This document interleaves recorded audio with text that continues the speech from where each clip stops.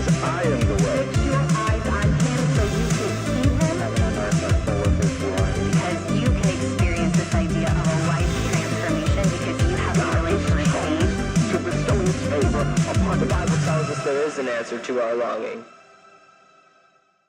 Good morning, everyone. Welcome to Spiritual Life Week 2022. I'm Madeline Jones. I'm a senior. I serve on the Project Lead Chapel team. Our team is so excited about this week and so expectant that God will do great things in us and through us. I've got a few announcements, and then I will introduce our amazing speaker for today and tomorrow. So first, Wednesday morning at 8 a.m. in the Commons, we will be hosting our Spiritual Life Week prayer breakfast. After we eat, we're going to break into small groups to pray for each other and for our school. Then Thursday night at 7 p.m. in the White Chapel, Jana Dukes and her team will lead our worship night.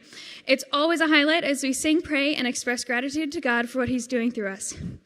Throughout this week, we'll be collecting an offering for our work with Kids Alive. You can give by scanning the QR code on posters around the school, or you can bring a cash offering that we'll collect on Friday during chapel. Last thing, Spiritual Life Week t-shirts, which are modeled by the Project Lead Chapel team today. They will be on sale during lunch in the atrium all week. They're $15 and can be purchased with cash or through Pushcoin. Quantities are limited, so buy early if you want one. I know that was a lot. Thank you for bearing with me. Before I pray, let me introduce our speaker for today and tomorrow. Hannah Granowski is the founder and CEO of Generation Distinct, a nationally sought-after speaker and an influencer for her generation. As a teenager, Hannah began speaking and writing and working full-time in youth ministry. She spent a ministry season in the Dominican Republic, graduated college, and launched Generation Distinct all by age 20. She hosts the Generation Distinct podcast, the Hannah Granowski Leadership YouTube channel, and has been recognized by her community with the Leader of Youth Award for her work mentoring teens and serving refugee children through World Relief. I'm sure she'll share more of her story as she challenges us to be rooted in Jesus and to discover the purpose we were created for. In addition to speaking for her chapel, Hannah will be hosting a Q&A here in the FAC during lunch today and tomorrow. Before she comes, let me pray for our time together. Dear Jesus, thank you so much for this wonderful time that we get to have together. I pray that you'd use this week to draw us each closer to you, Lord, and that we'd all grow our roots just a little bit deeper into you and your truth. Bless this time, bless this week, and bless Hannah as she guides us in your word. Amen. Please join me in giving a huge warm welcome to Hannah Granowski. Thank you.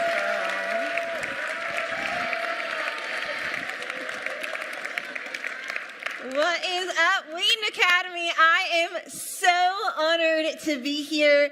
I feel so humbled that I get to be a part of the start of Spiritual Life Week 2022. Are you all pretty excited about this? Yeah.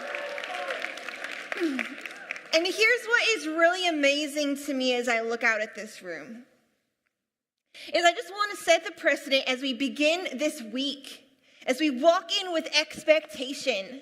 As we journey over the next couple of days together, I just want to communicate that when I look out at this room of students, I want you to know I don't see a room full of high schoolers. I don't see a room full of teenagers trying to figure things out. I see a room full of leaders who I believe God wants to use to shake up the world, to bring hope and light and justice into their communities, who he wants to use to actually change realities and build a generation that's different. And so before we go any further, I just want you to know I'm not speaking to you today from this place of I'm lording over you, or I think I have some brilliant thing to teach you, but rather I'm with you as an adult. I'm 26 myself. I'm not that much older than you. And so together, I want us to feel like we're in a coffee shop and we're hanging out and we're talking about what it would be like to be young leaders who are so rooted in who Jesus is, who are so rooted in who God has made us to be, and so rooted as we go to live out our passions that the world sees something radically different about us. That's what we're talking about over the next couple days. Are you guys in for that? Heck yes. I love that. Now here's the other thing you need to know about me is I'm a very relational person. And so when I'm up here, I said we're in a coffee shop, which means that when you're in a coffee shop and somebody says something you agree with, you say, yeah, that's right. Or you respond, yeah, that's right. You respond a little bit. And so I heard that today is the first day that masks are optional, right? And so maybe there's some different we're excited. And so I just want you to know, I can see your faces. I can hear you better. So feel free to use that voice. I want to hear from you. Sound good? That's it. That's what we like to hear. These guys, they're going to carry us through. Y'all lead us this day. Come on. I love it. Well, friends, I'm so honored to be here with you all. I really do believe that there is an amazing legacy of young leaders that are sent out of this place, out of this school. And so I'm excited for us all as we lean in today. And here's what I know about the last couple of years, if you're anything like me as a young adult, is the last couple of years has been a little bit different than what we expected it to be. Right? I know last Spiritual Life Week, you were not in this space. It looked radically different. And that's just the tip of the iceberg for what we've walked through over the last couple of years. Especially for individuals who are young like we are. We are just in the beginning of our lives. And so 2 years ago, when things changed drastically, it has felt like a lot of the momentum, a lot of the things that we expected, a lot of the big life moments, some of those things got ripped away from us. And maybe if you're anything like me, you're entering into this year, 2022, and we're right in the beginning of it, and you're wondering, man, what is this year going to look like? And perhaps you're actually feeling a little bit cynical. Because over the last 2 years, there's been a lot of things that you wanted, a lot of the things that you planned for, a lot of things that you expected that didn't actually come to be. Maybe it was graduation from middle school that you thought was going to look a certain way. And now you're a sophomore in high school and you're thinking, how did I end up here? And what has the last 2 years of my life actually been? Maybe it was a dance that you missed out on that was a really big deal, or sports where you were really excelling in your sport and you missed out on that experience. Maybe it was community. Maybe it was your family has been hurt. Maybe you lost somebody. Maybe somebody got drastically sick. Maybe your own mental health is worse than it ever has been, and you're asking things you never thought you would ask. And you're looking back at the last 2 years and you're saying, nothing of the last 2 years is what I wanted. I had a plan. I had a vision. I had an idea for my life, and that is not what happened. And maybe if we were really honest, like if we took off the masks, if we took off the covering and we were really honest, maybe we could admit that we're asking God, where are you in all of this? And what's the plan? What's the plan for my life? Anyone ever feel like that? And maybe, just maybe, when you walk into school every day, you wonder if it's actually okay to ask those questions. You wonder, am I the only person wondering that? Am I the only person wrestling with this? And I just want to say right now, from the beginning of Spiritual Life Week, we're going to start, if we want to be leaders that are rooted, we're going to start by being honest. We're going to start by unpacking some things. We're going to start by tearing off the mask and saying, I think every single one of us in the last 2 years has had a moment where we can say, this isn't the plan I expected, and God, what in the world are you doing? And if we can all acknowledge that we felt that way, perhaps we can actually grow through it together. And I'm going to talk tomorrow about what it feels like to step into our leadership and to go after our calling and our passion. And I'll be honest, I actually like talking about that a lot more. I really like talking about changing the world. I really like talking about going after our passions and having vision and what does it look like to create a legacy. But there's one thing that I don't love talking about it, and that's because it's kind of hard for me. At the end of the day, when I look at God, when I have these questions, when I feel this doubt that I've sometimes felt over the last 2 years, I don't always know what to do with it. And I just want to fast forward. I want to say, no, I'm okay. I'm just going to go change the world. I'm just going to go lead. I'm going to go create my purpose. I'm going to go fight for justice. But all the while in the back of my head, I have these doubts and these questions. And I'm wondering, God, what's the plan? And it turns out it's not just us that has asked those kinds of questions. In the midst of my own journey of the last 2 years, I came across this story that I'd never seen this way. But in the midst of 2020 and 2021, it stood out to me in a way that I never seen it before. And it made me realize it's not just us who ask the question, God, what's the plan and where are we going and what are you doing and I don't see you. That there's also somebody in the Bible who asked the very same questions. But the response God gave him was anything that I expected. It was anything but what I expected. And so today we're going to dive into that story together. We're going to dive into the story of a man named Gideon. Now, if you're unfamiliar with Gideon, Gideon was kind of that guy that had really nothing going for him. He wasn't the strongest, he wasn't the brightest, he wasn't the guy in the front of the group. He was the guy in the back waiting for somebody to just ignore him because he was so used to that. But there's a story in the Bible when God notices him and everything changes. But I'm not going to talk about what happens later in Gideon's life today. I want to look right now at the moment where God calls Gideon and how Gideon doubts God and what God says in response to that. Are you ready? You ready to dive into the story of Gideon? Hey, where are my guys? Are you guys ready? There we go. There we go. All right, let's dive into the story of Gideon. It's going to be up on the screen. Let's dive in. It says, one day, the angel of God came and sat down under the oak in Ophrah that belonged to Joash the Abiezrite, whose son Gideon was threshing wheat in the winepress, out of sight of the Midianites. The angel of God appeared to him and said, God is with you, O mighty warrior. Gideon replied, with me, master?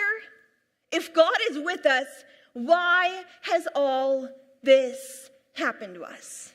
Where are all the miracle wonders our parents and grandparents told us about, telling us, didn't God deliver us from Egypt? The fact is, God has nothing to do with us. He has turned us over to Midian. It goes on. But God faced him directly. Go in this strength that is yours. Save Israel from Midian. Haven't I just sent you? Gideon said to him, me? How and with what could I ever save Israel? Look at me. My clan's the weakest in Manasseh, and I'm the runt of the litter. And God said to him, I'll be with you. Believe me, you'll defeat Midian as one man. Okay, so let's dive into this a little bit. So let's go back to that first slide. Here's the wild thing, is I love how real Gideon is with God. That when the angel of the Lord appears to him, Gideon's first response is not, yes, Lord, absolutely, I will go. And Gideon doesn't respond with, absolutely, I'm gonna work right now and start this journey. No, Gideon questions God for a long time. And this response right here, I want to highlight this. He says, with me, master, if God is with us, this is it right here, focus here. If God is with us, why has all this happened to us? Where are all the miracle wonders our parents and grandparents told us about? Did anyone feel that way over the past 2 years? And now maybe you feel like God's calling you to something, or you hear speakers telling you to go change the world and go love your neighbor and go follow Jesus, and you're wondering, but whoa, rewind. Where has God been over the last couple years with all the things that I had to give up and all the things I missed out on and all the disappointment and all the mental health struggles? Where has God been? Anyone ever feel like that? Gideon did too. It goes on. If that's not enough, Gideon continues to persist. Yes, next slide. Gideon continues to persist with these questions. He says, me, my master? How and with what could I ever save Israel? Look at me. My clan's the weakest in Manasseh, and I'm the runt of the litter. So now he's not only questioning God's sovereignty and ideas in choosing the fact that he's going to come and lead Gideon, but now Gideon's also saying, and that's not to mention, God, the fact that I am the least likely. I'm the smallest. I'm the most overlooked. I just want us to enter into the story here a little bit, okay? So let's narrow in on where Gideon was in this story. And I want us to think about what would it have been like to be there in that moment. Because again, the Bible is not this old ancient story of something that just didn't exist. This is a real thing that happened with a real guy when God encountered him. And so I just imagine that when Gideon sees God or the angel and he's speaking on behalf of God and he says, hey, I want to invite you to go and change the world. You're going to fight Midian and all of this. Gideon literally goes back to him and says, first of all, where have you been? And second of all, surely you can't use me. And when I think in my life so often, those are the same two excuses I want to use as well. That when I hear this compelling vision of going after the things of God, when I hear this idea of really changing my community and going into all places and fighting for justice, I hear those things and I think, that's great, but really, God, where have you been in my moments of pain? And second of all, I am the least likely. I am the most unqualified. I'm the last person that you should pick. What happens here in this moment is Gideon starts to lay out the plan. He starts to talk through the fact that he has a plan for how he thinks his life is going to go. He's used to God not showing up for him, and he is used to being overlooked. And when God invites him to step out of his comfort zone, when God invites him to step into his purpose, Gideon has this narrative so well rehearsed in his brain that it's the first thing that comes out, even in response to an angel. He says, no, you don't understand. You haven't shown up. And I'm the least likely and most unqualified. And I want to pause here because I believe so deeply that in this room, I'll go first. I know me. We do this so often with God as young leaders. We hear the whispers of the invitation of God. We believe that maybe there's a vision we want to go after. We know there's a purpose that God has given us for our life. But as soon as we start to hear it, as soon as God starts inviting us, the very two things that we say are, God, where have you been? And God, surely you couldn't use me. Where have you been? And surely you couldn't use me. And first of all, I just find it really encouraging that when Gideon felt that way, he didn't pretend he didn't. He actually said it to God. And so if you've ever felt that way, if you're struggling in those moments, if you've ever wondered, God, where have you been over the last 2 years? I've been so disappointed and discouraged, and God, I am the last person, the least likely. If people just knew, if people knew the addiction I had, if people knew the mental health struggle, if people knew the way I talk to myself in private, the things I look at online, if they just knew, they would never think that God could use me. That actually God can take it. And he's not afraid of us voicing those doubts. That's how Gideon responds. Let's go back to the story, right? So we're Gideon, and we're responding, and we're being honest, and we're saying, it's so cool, there's an angel talking to me, but actually, God, I don't know where you've been. I've been disappointed by you, and surely I'm the last person. He's asking God, what's the plan here? What's the plan? I know you want me to do this, but I don't understand how this could happen. I don't know what to do here. God, what's the plan? What's the plan over the last 2 years? What's the plan with my mental health? What's the plan with the family situation I didn't sign up for? What's the plan with the hard division that's in this world? God, what's the plan?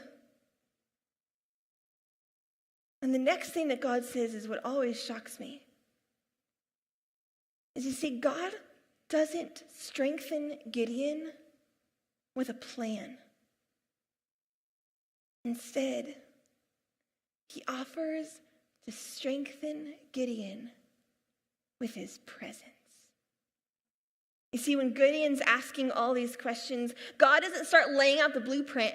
He doesn't say, well, in 5 months, you'll report to this station, and then it'll have this person waiting for you, and then what will happen is this, and make sure you're training, and make sure you go back and you read this book, and make sure you listen to that podcast. No, God doesn't give Gideon a plan. What does he say? He says, back to that last slide. When Gideon's asking this, God said to him, I'll be with you. 4 words that changed Gideon forever.